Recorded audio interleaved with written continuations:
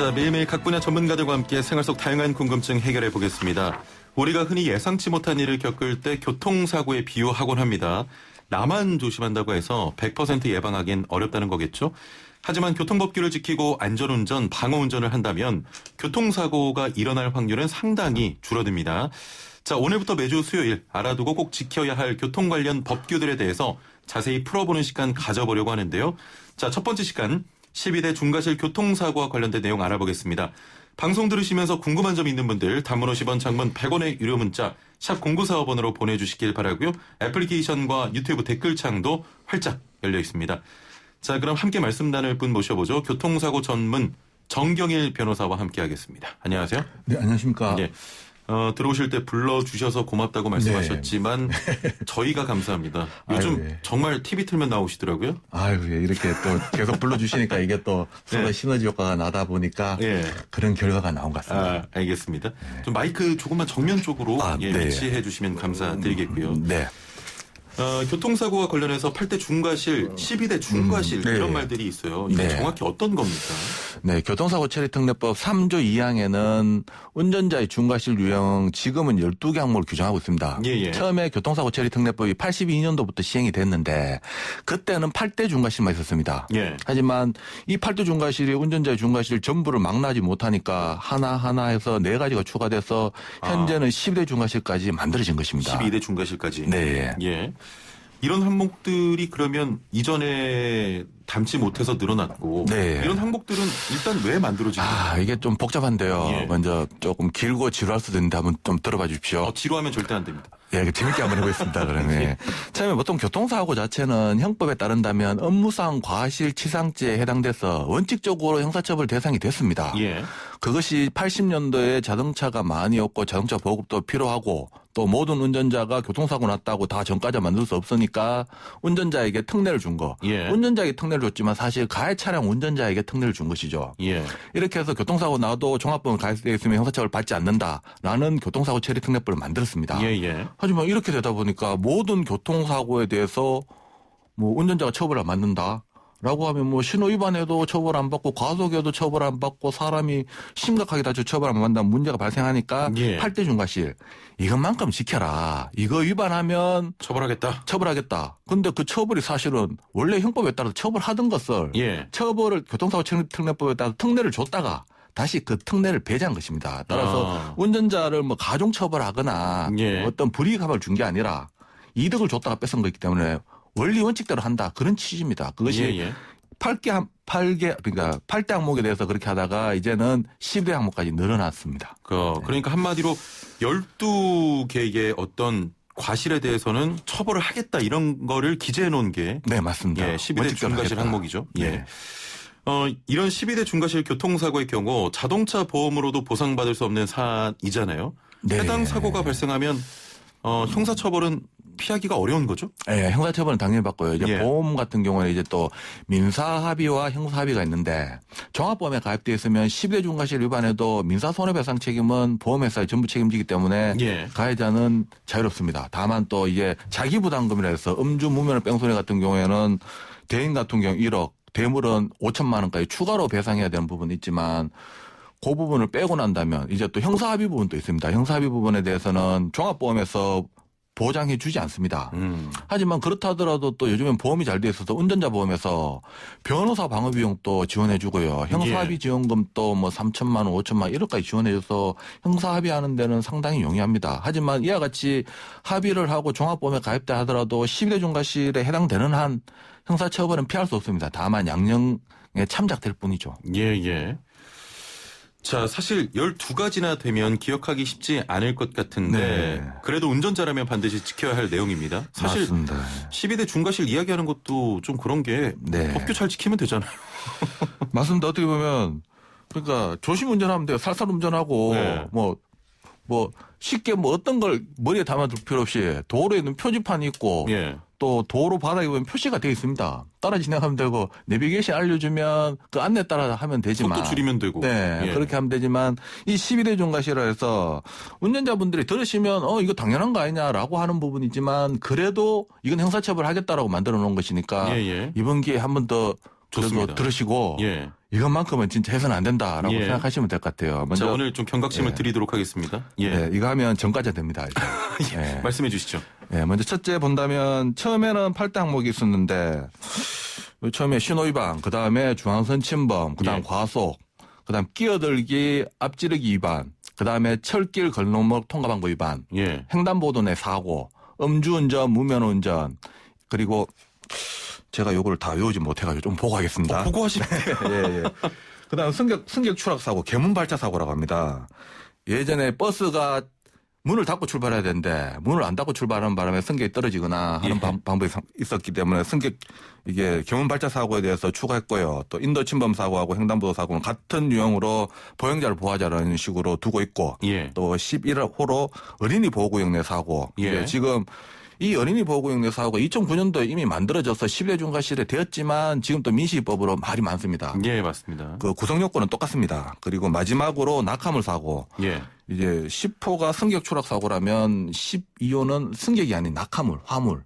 그러니까 차의 운전자들은 화물이 떨어지지 않도록 묶거나 덮개를 씌우거나 필요한 조치를 해야 되는데 예, 예. 그걸 안 하면 요즘 최근에 뭐 판스프링 사고 이와 같은 뭐 낙하물 사고가 문제가 많이 되기 때문에 이것도 무조건 처벌한다라고 해서 낙하물 사고까지 포함해서 10대 중과실로 형사처벌하고 있는데 요것만큼은 꼭 지키시고 예. 오늘 또 이렇게 시간을 주셨으니까 하나하나 좀 구체적으로 한번 이야기를 한번 들어보도록 하겠습니다. 좋습니다. 네. 먼저 1호. 가장 사고 유형에서 10대 중과실에서 가장 많은 것입니다. 이 뭐 1호에서 12호까지 있지만 이게 뭐 순서대로 뭐 가중치를 정해서 정한 것은 아니고요. 대표 유형에 대해서 정한 것이고 예. 여기에 해당되지 않지만도 이것보다 더 심각한 중과실도 사실 많습니다. 예. 그럼 빼고 일단 있는 것만 먼저 얘기된다면 신호위반 사고. 신호위반 사고만 있는 것이 아니라 신호는 신호등에 의한 신호도 있지만 경찰에 의한 신호 그리고 수신호 이와 같은 부분이 주어집니다. 예. 다 지켜야 되고요. 또 지시 위반이라 해서 통행을 금지하거나 한 부분에 대해서 어기고 하면 이건 지시 위반, 신호 지시 위반이 1호에서 규정하고 있습니다. 이런 혹시 부분. 뭐 그런 것도 있나요? 일방 통행인데 그 역행해서 갔다던가. 네, 그것이 이제 지시 위반에 해당됩니다. 지시 위반? 네, 예. 일방 통행 같으면 한 방향으로 가라라고 했는데 그럼 다른 방향 가지 말라는 거예요. 예. 가지 말라는 쪽으로 갔다면 그건 통행을 금지했는데 했기 때문에 지시 위반에 해당됩니다. 예. 그렇게 신호 지시 위반 1호가 있고요. 그다음 2호 중앙선 침범 사고. 중앙선 침범 사고는 대부분 다 아실 거예요. 하지만 중앙선 보시다 보면 황색 실선도 있고 황색 점선도 있고 또 황색 실선이 두 줄로 그어진 것도 있고 뭐 어떤 좌측에는 황색 점선 또 우측에는 황색 실선으로 복선으로 그어진 것도 있고 예. 또 중앙에 황색이 아니라 실선 흰색으로 그어진 경우도 있어요. 예, 예. 다 중앙선입니다. 뭐 유형 여부를 불문하고 이거 위반하면 다 형사처벌 대상이 됩니다. 예. 그렇게 하시고 각별히 유의하시면 되고 다만 황색 점선은 이제 뭐 교통소통을 위해서 일시 침범할 수 있지만 곧바로 복귀해야 되고 나머지는 침범해서는 안 된다라고 정도 생각하시면 되고요. 이 중앙선 침범에서 저 드릴 말씀이 있습니다. 네. 많은 분들 경험이 있으실 것 같은데 네. 유턴하는 위치에 가서 꼭 유턴하셔야 됩니다. 그 전에 했다가 중앙선 침범으로 네, 맞습니다. 예, 벌금 나옵니다. 네. 예. 이제 중앙선 침범하는 경우에는 이제 이게 중앙선에서 유턴하면 당연히 그게 불법 유턴에 해당되지만 중앙선 침범에 해당되기 때문에 네. 네, 맞습니다. 예. 대단한 건 줄 알았습니다. 죄송합니다. 자, 말씀 이어주시면 네. 되겠습니다. 일단 중앙선 침범 유형에는 또 이제 고속도로에서 횡단, 유턴, 후진 또 같이 두고 있습니다. 그래서 대부분 중앙선 침범 사고를 이유로 알고 있지만 고속도로에서 횡단, 유턴, 후진 또 금지되고 10대 중과실에 해당됩니다. 3호 과속. 과속 운전은 제한속도 위반하는 경우를 말하는데 무조건이 아니라 20km를 초과하는 경우를 말합니다. 예. 요즘에는 앱이나 뭐 스마트폰 앱으로 대부분 다 알려주니까 속도 줄이라 그러면 줄이면 돼요. 예. 그리고 또 표지판에도 나타나 있으니까 노면에도 다 나타나니까. 하지만 이런 부분이 없다 하더라도 일반 도로 같은 경우에 편도 1차로는 최고 제한속도가 60이고요. 편도 2차로는 제한속도가 80입니다. 요거 감안하셔가지고 운전하시고 예, 예. 또 내년 2021년 4월 17일부터는 도시에 있는 도로는 시속이 50km로 제한되고요. 또 이면도로, 주택가 이면도로 같은 경우는 30km 이하로 제한속도가 하향됩니다. 예, 예. 지금부터 적응하시는 것이 바람직하지 않나 싶고요. 또 올해 12월 10일부터는 초과속 자체에 대해서 처벌하고 있습니다. 예. 과속에 대해서 사고 나면 12대 중과실 형사처벌 받지만 또 과속에 대해서 지금 범칙금 벌점까지 부과되지만 그 과속 자체에 대해서 형사처벌을 하진 않았습니다. 예. 이번에 80km 초과하면 80에서 100km 이하의 경우에는 30만 원의 벌금에 처해지고요. 100km 초과를 한 번, 두 번까지 하면 100만 원 이하의 벌금, 세 번까지 하면 1년 이하의 징역 또는 500만 원 이하의 벌금에 처해집니다. 사고 나든 안 나든 과속했던 그 자체로 예.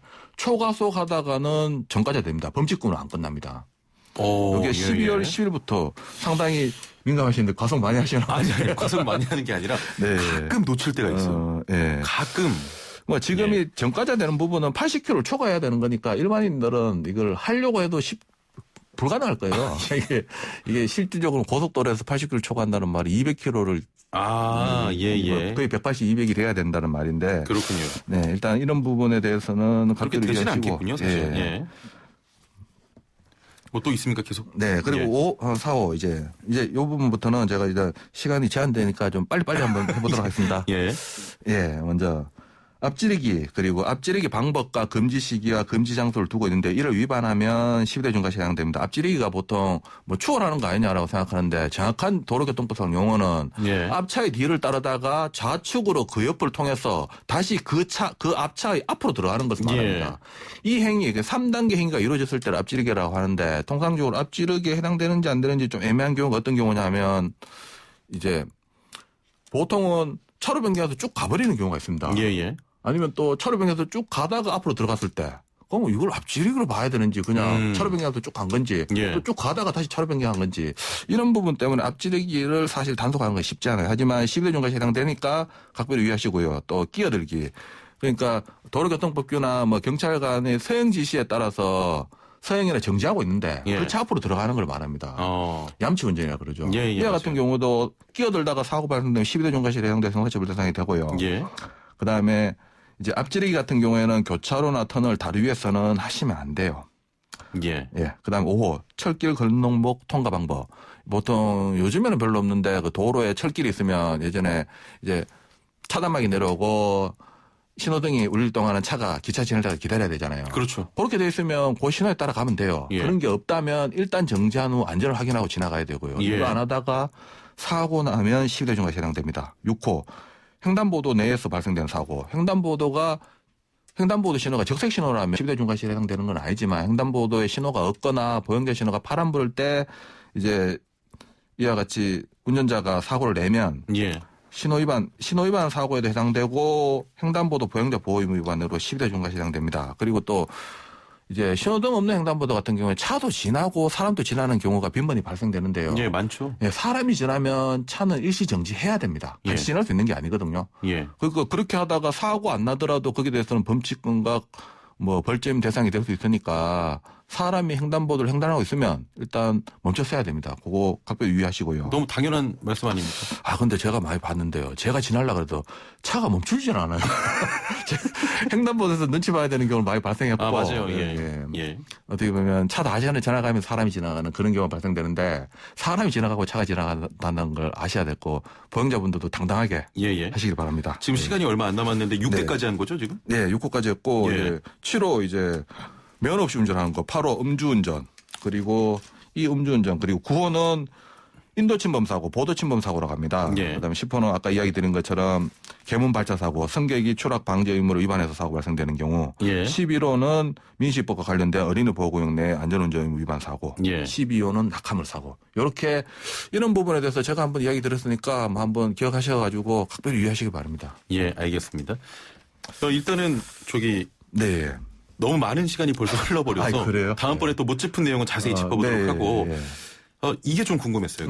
어린이 보호구역 내 교통사고 민식이법 시행되면서 논란이 있었는데 사실 아직도 헷갈리시는 분들이 좀 있는 것 같거든요. 이게 핵심이 뭡니까? 먼저 이제 주요 의무가 두 가지예요. 제한속도 준수하고요. 어린이 안전에 유의하면서 운전해야 됩니다. 그러면 둘 중에 하나만 지키면 되느냐? 그거 아니거든요. 둘 다 지켜야 됩니다. 둘 중에 하나 어리면 신호위반 돼서 형사처벌 대상이 됩니다. 그리고 또 이와 같이 가중처벌하게 된 것은 그 전에 이미 처벌하고 있었습니다. 12대 중과실의 11호로 2009년도에 어린이 보호구역 내 발생된 사고에 대해서 형사처벌하고 있던 것을 그걸로 안 되니까 가중처벌하도록 만들어졌다는 점. 어린이의 생명과 안전을 위해서 운전자들이 양보해야 될 몫입니다. 이 부분에 대해서는 그런 부분 알고 계시기를 부탁드리는 바고. 뭐 좀 충분하게 좀 어떻게 해도 됐습니까? 궁금하신 부분. 저희가 네. 예를 들면 이렇게 해야 될 것 같아요. 오늘 첫 시간이니까 12대 중과실이라고 하면 6대는 오늘 하고 네. 다음번에 6대 해서 이렇게 그럴까요? 가는 걸로 네, 해보면 알겠습니다. 좋을 것 같고 네. 5468번님 조그마한 중소기업에서 경비로 일하고 있습니다. 네. 일하던 중에 산에 물품 운반 차량을 주차하려다가 저의 실수로 주차장 나무에 부딪혀 차량이 손상이 됐는데요. 네. 제가 100% 배상을 해야 될까요? 라는 질문이 조금 전에 들어왔습니다. 그럼 주차장에 있는 나무를 차량 운전하다 실수로 나무에 부딪혔다. 예, 경비로 일하시는 분인데 산의 물품 운반 차량을 네. 주차하려다가 네. 주차장 나무를 좀 이건 박으셨네요. 교통사고도 관련되지만 또 노동법도 약간 관련될 것 같은데. 그렇죠. 일단 그 사고 영상을 봐야겠지만 뻔히 나무가 보이는데 거기에 물품 운전하다가 나무를 들이받았다면 예. 거기에 대해서는 운전자가 일단 전적인 책임을 져야 되는 게 맞고 다만 그 나무가 높이가 상당히 낮아가지고 통상적인 차량이 지나가는데 장애가 된다. 예. 이러면 나무 그러니까 그 신문 그 소유자가 뭐 지방자치단체라면 지방자치단체 아니면 개인 소유 나무라면 개인 소유의 일부 손해배상 책임 물을 수 있고 예. 이와 같은 과실이 있다 하더라도 이분이 일하다가 그래 된 거잖아요. 예. 일하다가 그래 된 분이라면 본인이 전적인 책임을 지는 의식을 가지는 것도 중요하지만 본인의 일이 아니라 업주의 일, 사업주의 일을 회사의 하는 것이기 일이었기 때문에 때문에. 여기에 대해서 그러니까 고용되신 분이 전부를 책임지는 것은 아닙니다. 예. 원칙적으로 그 업주가 전부 책임지고 거기에 대해 구상을 할 수 있냐 없냐 문제는 신의책에 따라서 별도로 판단해야 됩니다. 일단 예. 걱정은 하시더라도 이 부분에서 사장님한테 먼저 이야기하시고 예. 원만히 한번 해결책을 한번 마련해 보는 게 좋을 것 같습니다. 예. 이번 사고 같은 경우에는 노동법적인 문제도 좀 네. 발생을 하기 때문에 일단 사장님께 말씀을 드리고 좀 네. 원만히 해결됐으면 좋겠습니다. 혼자 해결하려고는 하지 마시고요. 알겠습니다. 자, 오늘 말씀 여기까지 들어야겠네요. 감사합니다. 네, 감사합니다. 네, 지금까지 정경일 변호사와 함께했습니다.